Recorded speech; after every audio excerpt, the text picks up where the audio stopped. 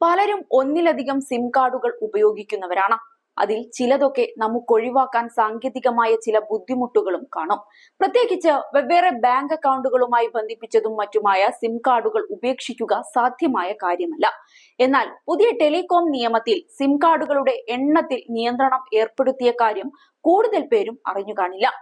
മുൻകാലങ്ങളിലേതുപോലെയല്ല ഇനി SIM card എണ്ണത്തിലെ നിയന്ത്രണങ്ങൾ ഉൾപ്പെടെ പാലിച്ചില്ലെങ്കിൽ നമ്മളെ കാത്തിരിക്കുന്നത് വലിയ സാമ്പത്തിക ബാധ്യതയും നിയമ നടപടികളുമൊക്കെയാണ്. കുറ്റകൃത്യങ്ങൾക്കും മറ്റുമായി ഒരേ പേരിൽ ഒട്ടേറെ സിമ്മുകൾ ഉപയോഗിക്കുന്നതും മറ്റ് നിയമലംഘനങ്ങൾ പതിവാക്കുകയും ചെയ്യുന്ന സാഹചര്യത്തിൽ കൂടിയാണ് സർക്കാർ ഇക്കാര്യത്തിൽ കർശന നിലപാട് സ്വീകരിക്കുന്നത്.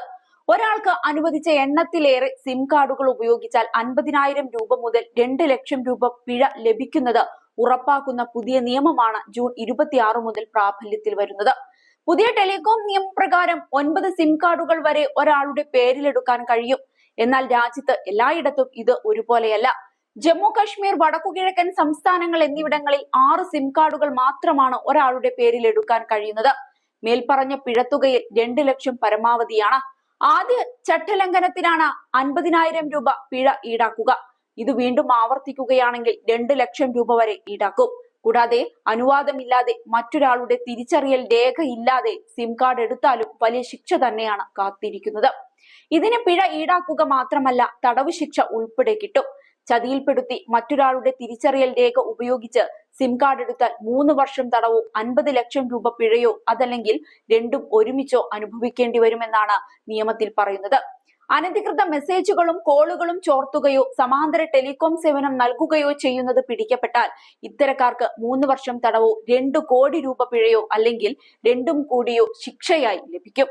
രാജ്യത്തെ ടെലികോം സേവനങ്ങൾക്ക് തകരാറുണ്ടാക്കുന്ന രീതിയിൽ എന്തെങ്കിലും പ്രവർത്തിച്ചാൽ 50 ലക്ഷം രൂപ വരെ പിഴ ഈടാക്കാനും പുതിയ നിയമം നിഷ്കർഷിക്കുന്നുണ്ട്. കൂടാതെ അനധികൃത വയർലെസ് ഉപകരണം കൈവശം വെക്കുക എന്ന കുറ്റത്തിന് 50,000 മുതൽ 2 ലക്ഷം രൂപ വരെ പിഴ ഈടാക്കും. ടെലികോം സേവനങ്ങൾ തടസ്സപ്പെടുത്തുന്ന എന്തെങ്കിലും തരത്തിലുള്ള അനധികൃത ഉപകരണങ്ങൾ കൈവശം വെക്കുകയാണെങ്കിൽ 3 വർഷം വരെ തടവോ 50 ലക്ഷം രൂപ പിഴയോ അല്ലെങ്കിൽ രണ്ടും കൂടിയോ ലഭിക്കുമെന്നും പുതിയ ടെലികോം നിയമത്തിൽ പറയുന്നുണ്ട്. എന്തായാലും നിയമം അനുസരിച്ചില്ലെങ്കിൽ പണി കിട്ടുമെന്ന കാര്യത്തിൽ ഒരു തർക്കവുമില്ല.